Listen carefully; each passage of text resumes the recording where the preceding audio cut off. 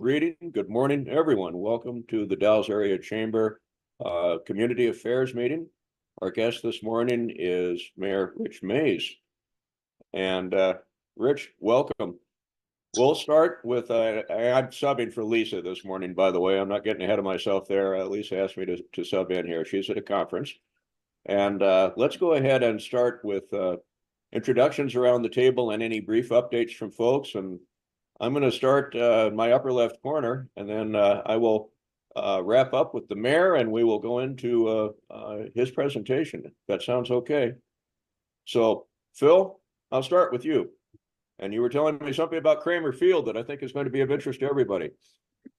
Yes, yesterday we had a very long commissioner meeting, and actually the staff said this was the longest they could remember, but it accomplished a lot. Key issue is that the county has decided to take over operations of Kramer Field. The county owns Kramer Field. The Parks and Rec District has been managing it in collaboration with the Little League and Babe Ruth. And from their point of view, it's like, why do you don't want to make improvements on a rented house? And that was their situation. So the lease expired, so that they didn't have to keep doing it. They didn't want to. They have other priorities. So the county is going to be stepping in and getting the fields up and going. Our maintenance person, Robert Hughes, his heart is into this, and so we're going to see some improvements there on the field, and the teams are going to be able to get going this year. Also, hope to get some of the things, the infrastructure there improved, dugouts, to help with the problem with houseless people taking advantage of those areas and leaving a mess. So that's going to be that was our big item, and I'll leave it at that. I'm going to have to step out here in a few minutes, take my wife to school.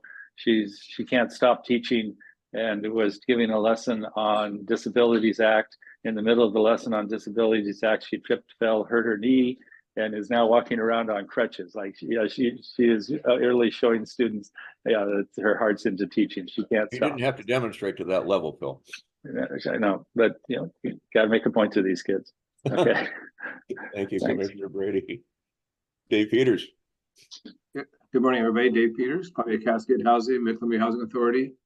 No individual big news. We do have almost or over 400 units of column houses and apartments in the planning stages or further, so in the gorge. So we'll keep you posted as those things progress. We got them in Oregon and Washington both. Bill Lennox.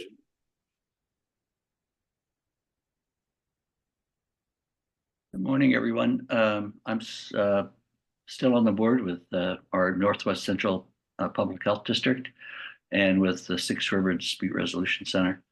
And I have a question for you, Dan. I'm really sorry I missed your presentation last week. I had all good intentions to be there, but my question is, do you know how to access, or one would access, because I believe these are being YouTubed, and I'm not sure exactly when they get posted or what the sequence is, and maybe if anybody has any information about that, it'd be great, because I couldn't find anything. Anyway, Bill, they might not have posted that one yet. That was on Urban Renewal, but I will track that down with Lisa, and I'll get a link out. I know it's going to be on the chamber website, so okay, I'll follow up on that one. Yeah, great. Thank you very much. Appreciate that. Thank you, Bill. Any news from your organizations? Well, no, they're continuing. Our Six Rivers Dispute Resolution Center has just grown dramatically because we've been involved with so many things having to do with landlord-tenant issues, and the justice. We partnered with an outfit out of New York having to do with restorative justice programs, and that's been kicking off pretty well. So there's just been a lot of, instead of sort of for years, I've been on the board, off and on the board since its inception almost.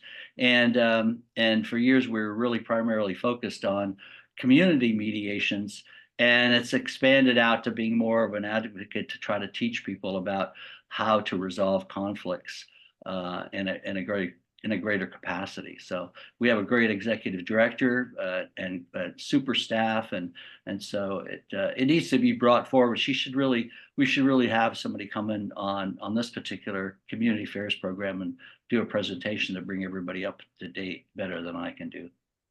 Bill, But, Bill, could they take your information to Congress and maybe you guys help them out a little bit? Yeah, good point. Yeah, I don't know. I'm a little skeptical these days, and I think as many of us are about whether there's a fix for any of it at this particular point. But maybe that's really being a little negative. I guess I'm leaving it all up to our friends who go off to Washington on a twice yearly basis to bring a little good cheer from the Pacific Northwest to help them, be able to resolve some of those issues right there. Bill and I will be on the team and we'll do our best, but no guarantees on that one, Bill. Yeah. We'll get the shot. Very good. I know you will be. Take care. Thank you, Bill. Tanya. Good morning. I don't really have a lot of updates for the gas company, but I thought it was interesting. I don't know if everyone's been keeping up just on some of the progress and action that's going on with the Hood River White Salmon Bridge and the group that's putting that on. It's really interesting. If everything goes as planned and the monies keep coming in, I think they might be starting that next year, construction. So it's that'll have a huge impact for all of us, but it will still be a toll bridge. So I don't think we're going to stop going across the Dalles Bridge anytime soon, but lots of great movement happening on that with plans for, I think, biking and walking on that bridge. So just something to be aware of. $200 million appropriation that came down, I think it was last week or the week before, announced on that one. That's going to be helpful. All right. And I think Mayor Mays, are you still there? He was there just a second ago, so we'll give Rich just a second to come back in, and I'll give just a brief update from myself, Dan Spotts, Economic Development Officer for the City of the Dalles. Let's talk. I talked a whole lot about urban renewal last week, but let's talk about brownfields instead. So we are wrapping up the coalition brownfield grant that was received about 3 years ago. It involved the city, the port, and the county. $600,000 from the EPA. These are used to identify and mitigate underground storage tanks, asbestos, other hazardous waste. We're down to about the last $50,000 in that, and much of that is already allocated to a couple of major projects, one being identification of a mysterious oil source that's coming up next to the Neon Sign Museum, probably a tank in the adjoining parking lot, and then also completion of assessment of conditions at Chenoweth Middle School. This in preparation. We hope for renovation into an early childhood learning center at the old middle school. We learned a couple of days ago of a new EPA grant out there that is very promising, and that I don't want to get too far in my head of myself. It would be a community partnership, and we've got some early discussions on that to see what might occur there. So that's probably about it from now. Of course, a lot more to talk about in urban renewal as we go through the next couple of months. But with that, I'm going to turn this over to our guest for this morning, Mayor Rich Mays. Mayor, take it away. Morning, everybody. Can you hear me okay?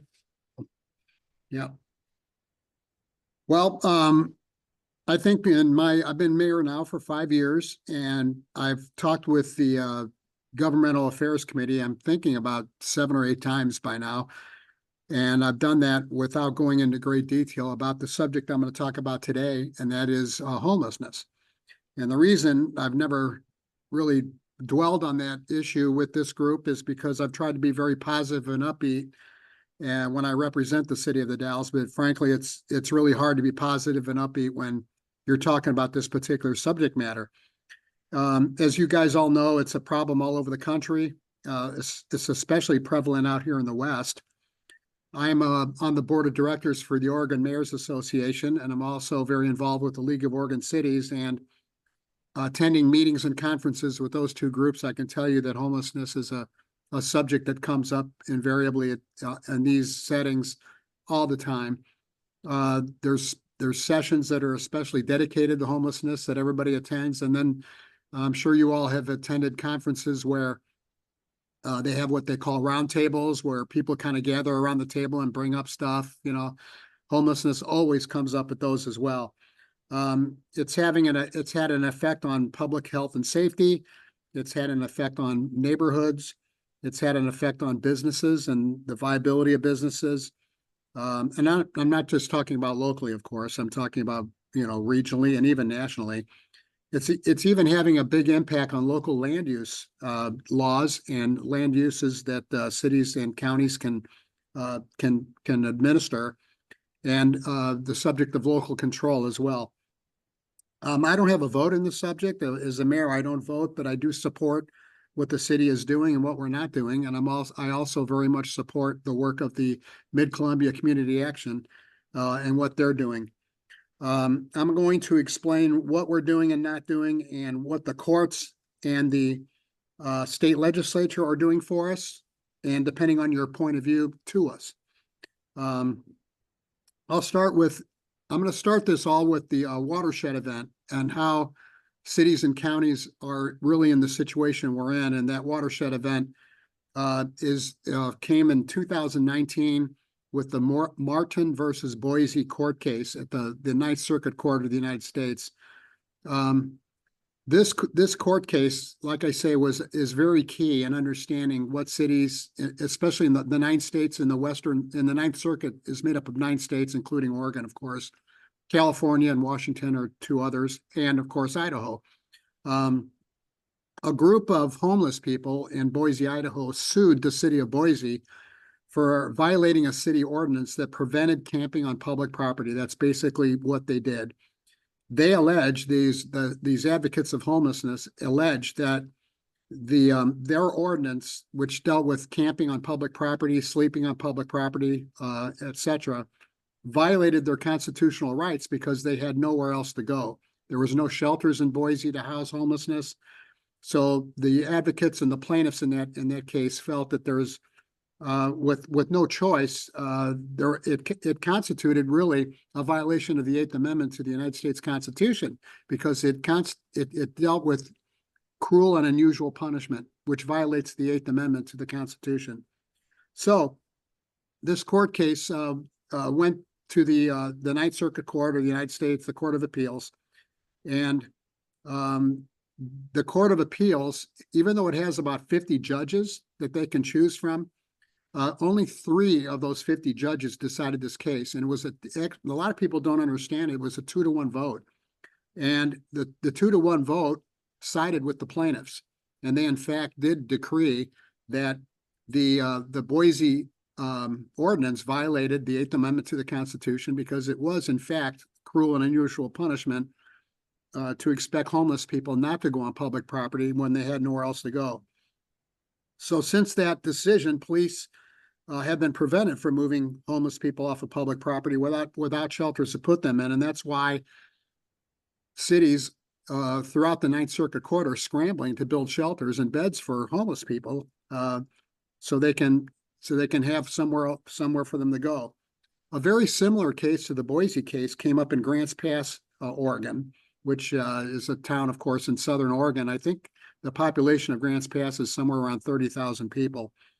And that also was appealed and went to the Ninth Circuit Court, and the Ninth Circuit Court again sided with plaintiffs in that particular case. So between those 2 cases, also the state of Oregon, the state legislature, it's very unique.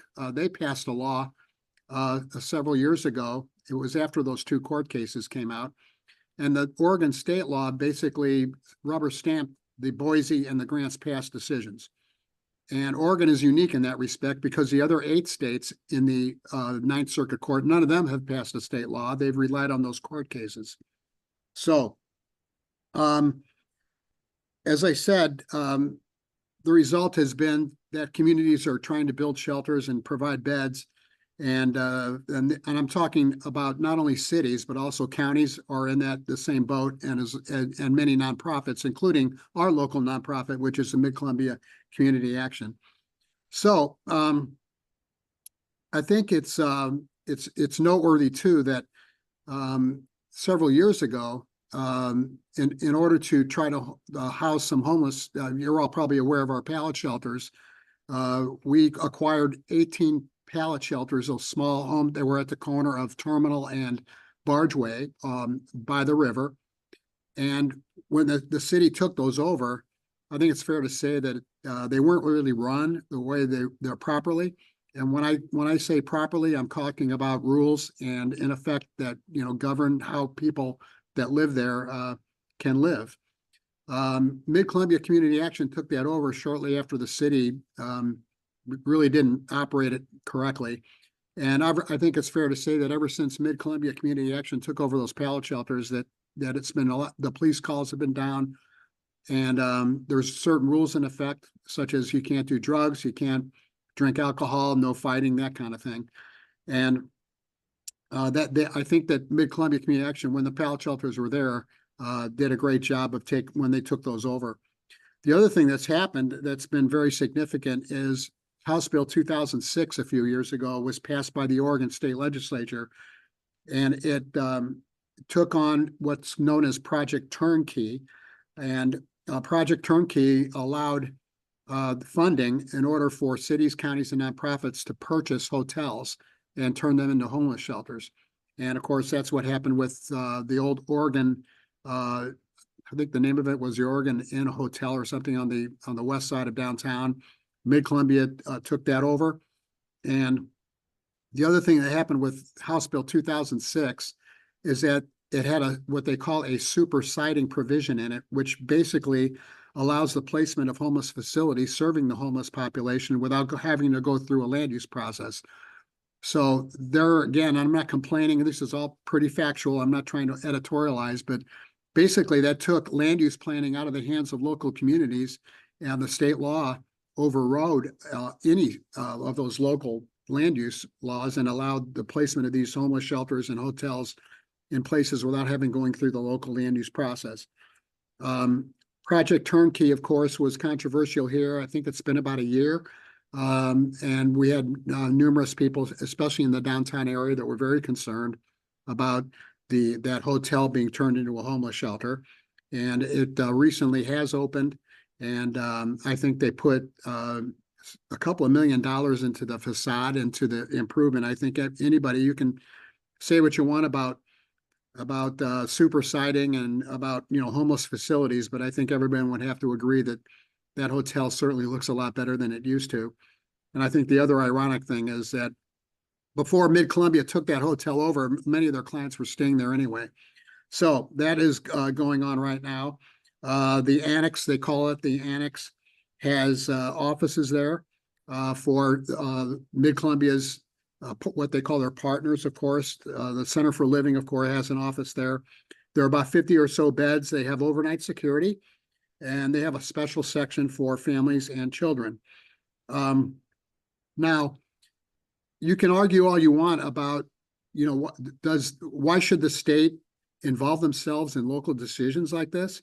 I will say that, but for that law, that super siding law, I think it was the attitude of the state legislature that, but for the super siding provision, cities and counties wouldn't be able to put homeless facilities anywhere, because not in my backyard syndrome is prevalent everywhere. And there'd be no way that any city or county can get anything approved providing a shelter when, you have people that would object to the location, which is what happened here, of course. And it makes people on their behalf very frustrated because, they have no input into decisions that affect the community. So it's an interesting dilemma, but it's reality and it's here. And I frankly think that Mid-Columbia Community Action is doing as good a job with that annex so far that they did with our pallet shelters. Now, I said, like I say, whether it's the pallet shelters or whether it's the annex, Mid-Columbia Community Action is also building a navigation center on 7th Street. And in all three cases, Mid-Columbia Community Action has rules. And those rules involve, as I said before, you can't do drugs, you can't do alcohol, fighting. You have to keep a neat, your room has to be kept in a neat and tidy fashion. And then Mid-Columbia Community Action also will tell you that, but for these rules, they wouldn't be able to get insurance and they wouldn't be able to staff. And that's been a problem in every other community. I would estimate that the number of people that don't follow the rules or cannot follow the rules, and those are the ones that I'm going to talk about Pentland Street in a minute, that you used to see out on Pentland Street. And I would argue that I would estimate that population to be, and this fluctuates, but around 20% that don't follow the rules. And usually, in my opinion, the 20% or so that don't follow the rules or can't follow the rules are under the influence of drugs or some sort of mental illness. To me, how else would you explain them not coming in out of the cold if they didn't have some sort of mental illness affliction? They're the ones on the street because, again, they cannot follow the basic rules that will allow them to avail themselves to a shelter. So what do you do? I mean, what do you do if you're the city? What do you do if you're the police department? What do you do if you're a county, the county sheriff? You cannot arrest homeless people for being on public property or because the Boise and the Grants Pass cases says that homelessness and sleeping and lying and camping are not a crime. So they haven't broken any laws. And even if they did, there's no guarantee that they would be prosecuted if they were arrested because of Senate Bill 48, which means when they're released from Norcor, they're released on the street. You can't force them into treatment because that's against their rights. And I'm quoting here, to confine a non-dangerous individual who can survive on their own with or without help from family and friends. It's against, you can't force homeless people into mental illness facilities. There's also a lack of mental health facilities in this country and in Oregon. I wasn't around in the 80s. I understand that many of these facilities were closed. Rich, a question. This right. So under that context, could you say, okay, could you have a place for folks, the 20% to go to and say, okay, admittedly, you can camp anywhere you want, but we don't want you camping here, but we have a place for you. Can you say you have to go to that place? I mean, because and it would be on public property, but to say, okay, here, you need to go here. We're not going to let you camp underneath the bridges. And I'm talking about the 20%. Is that possible to do that? Yes, it is. And I was going to get to that, but since you brought it up, I'll just address that right now. Yes, you can do that. And I only know of 2 cities in Oregon that do that. And we've talked with one of them extensively. That's Eugene and Portland. We have talked about doing that. And what you have to do is find a piece of property. And there again, you're going to get the neighbors are going to become very concerned about having that sort of facility in their backyard. Now, even if we could find one, you also have the issue of insurance and staffing. Now, these cities will, it's a little sensitive to talk about things like this publicly, but I'll just say it that these cities that do this, Eugene and Portland, will tell you, some people will tell you that this is the humane way to treat homeless people is to have a facility like this because they can't follow rules to stay in a shelter. And it's for their own good. Well, in fact, the reason they do that is so that they can justify moving them off public property. That's why they're doing it. So, and I've asked them the question, what do you do if they refuse to even go to that facility? And what kind of facility is that? Well, frankly, it's a little campground. It might have some porta potties there. They might send some staff out there once in a while to check and see what's going on. And for the most part, Brian, too, a lot of homeless people that are mentally ill won't even go to that facility. So what do you do then? So we have been looking at that, but again, our insurance carrier, which is the insurance carrier that also insures probably 95% of the cities and counties in Oregon, will not insure a facility like that. And so how do Portland and Eugene do it? They're self-insured. That's basically how they do it. But in Does terms that of answer the your best question? interest, but in terms of the best interest of the people that would be there, a secondary campground someplace is not in their best interest. They're not receiving the level of care. No, they're not. Yeah. Yeah. So if they did choose, here's the other thing too, is that this 20% is, which again, that's very arguable, but if this 20%, the Boise and the Grants Pass cases do not address those questions about what happens if they refuse to go to a shelter, or what happens if they go to a shelter and they're kicked out and they're back on the street. The Boise case does not address how do you handle a situation like that. And that's one of the frustrations with that court case is, our hands are sort of tied because we're not sure how to address that kind of thing. The Boise and the Grants Pass decisions do not address our legal obligation when dealing with those two situations, nor does it address how cities and counties can regulate camping on public property. So every city and county are kind of left to our own to see how we're going to address that thing and what kind of ordinance we're going to pass. So with that in mind, several months ago, the city council directed the city staff to come up with some measures to address the homeless issues and the problems that may result from it. And I think it's fair to say we've been very hard at work, trying to deal with that issue before we get to the subject of passing an ordinance that deals with the issues that I've just brought up. For example, one of the things we've done is we've restricted overnight parking in our downtown. We've also tried to increase our police hiring, which has been very challenging because it's very hard to find police officers these days for a variety of reasons. We're doing the best we can. We're not at full staff, but we're getting closer. But it just seems that every time we take a step forward to getting full staff in the police department, we get another resignation. And I'm going to get to issues in a minute about why I think that our police department in particular, we're having such a problem, as well as other police departments as well. We're also giving private property owners an opportunity to register their security cameras with our police department. More and more people are buying security cameras for their property. We're also allowing private property owners to fill out a form that would allow our police department to enforce trespassing on private property, which is in effect right now. We also are contemplating, I think we're pretty close to forming what's known as a community action team, or community outreach, I should say, team, that is made up of personnel from our police department, the Center for Living, a mental health person, and also the Mid-Columbia Community Action to go out and deal with this 20% of these people and try to deal with them more on a one-on-one basis. Trying to use more of a carrot approach as opposed to a stick approach. We've also passed a shopping cart ordinance, which was somewhat controversial, and I can talk about that more specifically if you're interested. It's really an effort to try to clean up our city and get shopping carts off the street. And the final thing that we did, and this goes back to the summer, and that is we filed a nuisance complaint against St. Vincent de Paul, which I'm sure has received a lot of controversy and a lot of attention on the basis that about the problems that have been on Pentland Street. I think it's the most noteworthy development of everything I've talked about, because I'm not sure a lot of cities have gotten into this kind of thing, but I want to stress that the city is not trying to prevent St. Vincent de Paul or anybody else from providing necessary services to the needy.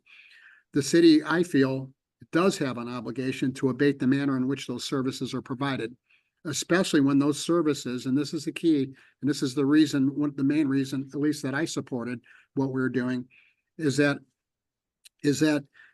these services have caused a portion of our city to spiral out of control into a public safety and welfare issue for the community, but especially for the surrounding neighborhood. The number of police calls on Pentland Street in the past year, the year before we filed the nuisance complaint, was at 1,300 in 1 year. And that was just on either Pentland Street or the area immediately surrounding Pentland Street.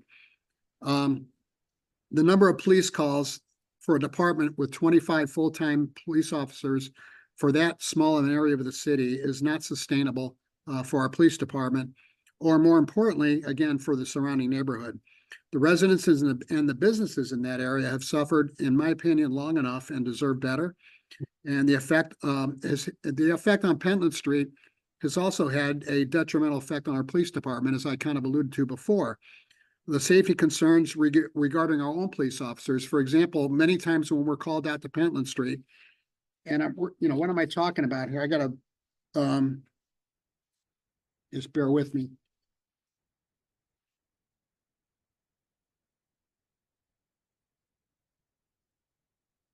what kind of issues have we had there? We've had assaults, criminal trespass complaints, damage to public property, damage to private property, disorderly conduct, drug activities, harassment of law-abiding citizens, mental health episodes, noise complaints, theft, traffic interference, and vandalism. All those things have been happening out there.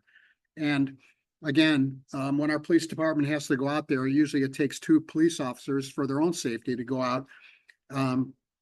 And it really has a detrimental effect on the rest of the city when you have 2 police officers on a tour of duty, which may have, a handful of officers out on the street at one time. It's just, in my opinion, just not a sustainable situation. As I said, it also shortchanges other parts of the city. And again, to be clear, the city is not against providing services to the needy, but it does need to be done in the right way. And I will also point out that the decision to file this nuisance complaint was held at a city council meeting, and the vote was 4-0 to do it. And the 5th vote, she had to leave the council meeting early, and that's the only reason she didn't vote yes. And she has been in support of what we're doing in the aftermath of her not being there for that particular vote. So, like I say, I didn't have a vote in the issue, but I support. If I had a vote, I would have been a 5th vote for the majority. So what has happened most recently with the homeless issue? I think there have been 2 major developments. After months of going back and forth with St. Vincent de Paul, in mid-December, they approached us and they agreed to close their facility until we could reach some sort of resolution. What sort of resolution? I don't know yet, because we have to meet with them and work things out. When we tried to do that before, because they had a plan, they submitted a plan to try to rectify the situation. The plan was, in our opinion, inadequate. And instead of trying to sit down with us and work things out, they sent us back a letter basically telling us to shove it. That's basically what happened. But like I say, in mid-December, they changed course, and we're looking forward to sitting down with them and trying to work out a plan. In the meantime, the facility is closed. You can probably tell that every time you drive by Pentland Street, because it's pretty clear right now. So it is going to remain closed until we can reach some sort of resolution with them, unless, and this is key, I think if we get into some more winter weather with sub-freezing temperatures. We did this before. We approached them back a month ago in January when it was such bad weather, and we offered them the opportunity to open their facility.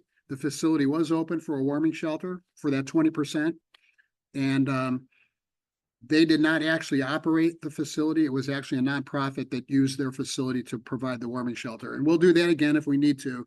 But in the meantime, it will stay closed until we sit down. We've offered a couple of dates. They were, for whatever reason, they canceled a couple of times. And we now have a meeting with them scheduled for March 15th, I believe it is. So what else has happened in the meantime?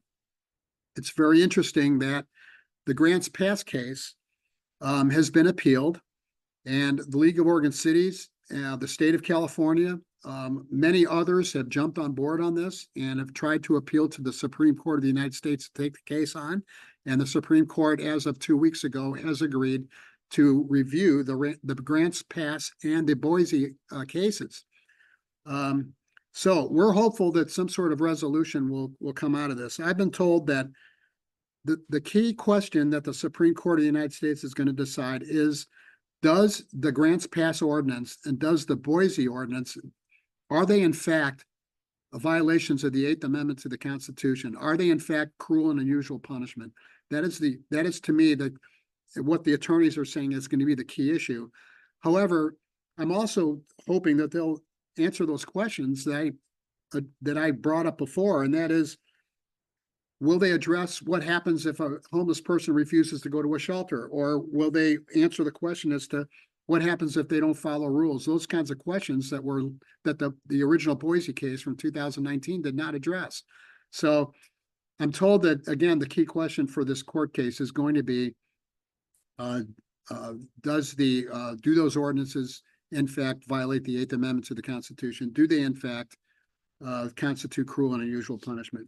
So we're expecting that Supreme Court will hear the case this year, and we're expecting that some sort of decision will be promulgated in the summer or the fall, probably the summer, late summer of 2024. So that's pretty much all I have to say about the matter. I'll be happy to answer any more questions. Hi, Brian. Go ahead. Yeah, so a quick question, kind of, maybe you're not able to speak on this, but is there any kind of general thoughts about with St. Vincent de Paul, what might be options for this? Like moving the site outside the area, a different place, or is there some thinking of kind of maybe what could happen that would be helpful? Well, one of the things I didn't mention is the fact that throughout 2022 and 23, we held 11 meetings. I was in on all 11 meetings with St. Vincent de Paul. And the first half of those meetings was based on getting them to try to move out of that area. And they just, when push came to shove, they just weren't interested. At the end of, probably the 5th meeting we had out of the 11, they finally said to us, we're not moving. And so I do think that might be one viable alternative, but because we're sort of in litigation with this situation, and we have not really met with them since they decided in December to close the facility, at least until we work things out. There's really not much more I can say about it. Sorry. Rich, could you provide an update on the navigation center itself? Yeah, I know that's county as well, but do you and Phil, where are we with that one now? And because it overlaps with this issue. Yeah, that is actually owned and operated by Mid-Columbia Community Action. How the city and the county did donate. I know the city donated, I think it was either $400,000 or $500,000 toward the construction of the navigation center. I believe the county also contributed some money towards its construction. It's going up as we speak. I would say that they're 3/4 of the way to getting that completed, and I'm told that it will be open by the spring and an early summer of this year. And that's going to be a facility that's going to provide wraparound services for homelessness. Again, it's going to have offices for Mid-Columbia's community partners. And I think they're also going to be operating in emergency warming and cooling shelters out of those facilities, as opposed to having it at the annex. So they've also moved the pallet shelters over there. You might have noticed when you go down 7th Street, you can look in the back, and the pallet shelters have been moved over there. I think those pallet shelters will be replaced with tiny homes. The college had a contract with. Yeah. Okay. Yeah, Dan's right that the pallet shelters are only going to be used in the future for emergencies, and Mid-Columbia Community Action is cooperating with the local community college to build what they call tiny homes, which are a little bigger than the pallet shelters and more sturdy, I understand, and a little more aesthetically pleasing. Bill, did you have a question? Yeah, I do. As a result of the fact that the St. Vincent's had to change or move or shut down, didn't in fact the community in some ways step up in different ways to provide some services? And in a way that sort of has fostered some new thinking on the whole issue. So it's been actually in some ways a very positive move by the city acting on by basically filing the what was it, a complaint against them. Yeah, I think even before this, the complaint was filed, which was in the summer, this last summer, there was a local nonprofit that was formed, headed up by a lady called Debbie Sandos and Courtney Crawford were the two ladies who formed a nonprofit to try to, I'm alluding to what Brian's first question was about half hour ago, to provide a facility for that 20%. And they met with me, they met with a lot of people about getting this. Tim McLaughlin, I might add, has been very instrumental in trying to get a facility like this started and getting it done. And they met with Tim and me, and the problem with that, they couldn't get insurance. Now, what did happen is I alluded to the fact that a local nonprofit actually operated that warming shelter last month. That was the nonprofit headed up by those two ladies. And I think they had mixed reviews on how all that went, but I think it was largely successful to get them out of the cold. For those that chose to get in and out of the cold, there were a couple that didn't even come in out of that snow and that sub-zero weather. It's amazing, but that's what happened. But if that's what you're alluding to, the positive, yeah, I think that's one positive. The other thing I think that came out of this nuisance situation was, I think people misunderstood exactly what the city was doing and why we were doing it. And I haven't gone on social media since the school bond lost. I don't even go on there anymore, but I was told that there was quite a lot of discussion about it. But I will say that if I had gone on social media, I would have pointed out that the neighbors sure appreciated what we did. So that's another positive result from the nuisance complaint, was that we had a lot of neighbors surrounding that area who very much appreciated the city's efforts, not the least of which was the Chamber of Commerce. Yeah. Bill, you posted Oh, something in the chat box. Yeah, let me just add in a couple of things. The third piece of this will be the Resolution Center, which will be a place. I don't know if I was off the air for a little bit. I don't know if Mayor Mays talked about the problems with aid and assist, but that's a whole nother legal issue. But the Resolution Center was scheduled to be built.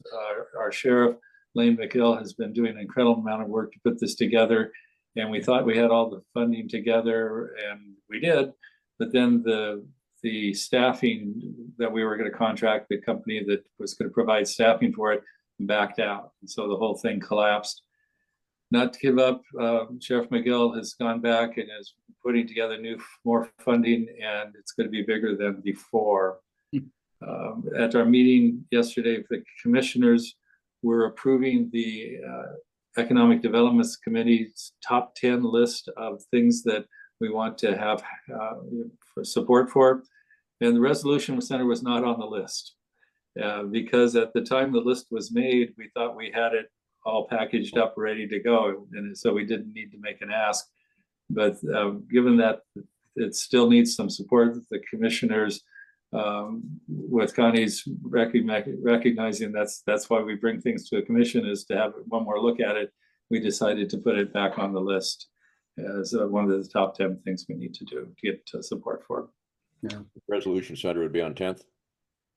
10th Street there, where there's kind of an old barn south of the ball fields, and that's county property.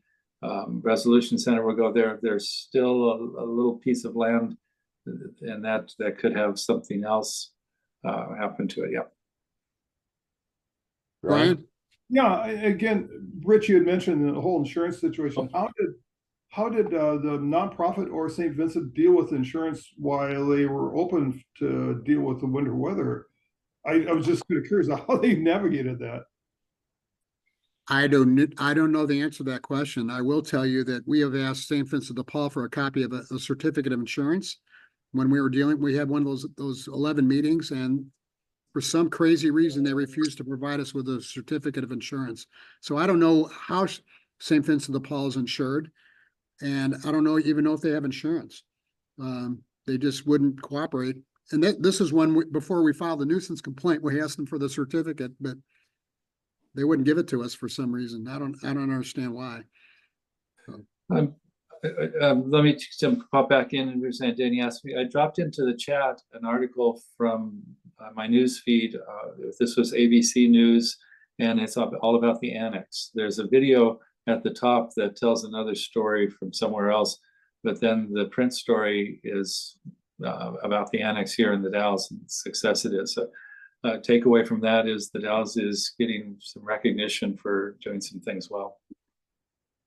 I want to point out too that, I've mentioned Mid-Columbia Community Action several times. They deserve a heck of a lot of credit for what they're doing. Kenny LaPointe is the executive director, and his board of directors are, I just can't say it. I've worked with them now for 3 years. And they're great to work with. They have a mission, they accomplish their mission, they do it in such a way that doesn't, affect neighbors and the surrounding neighborhoods. And I have a lot of admiration for Kenny and for Mid-Columbia Community Action and for what they're doing and more importantly, the way they're doing it. So I just want to mention that. Anybody else?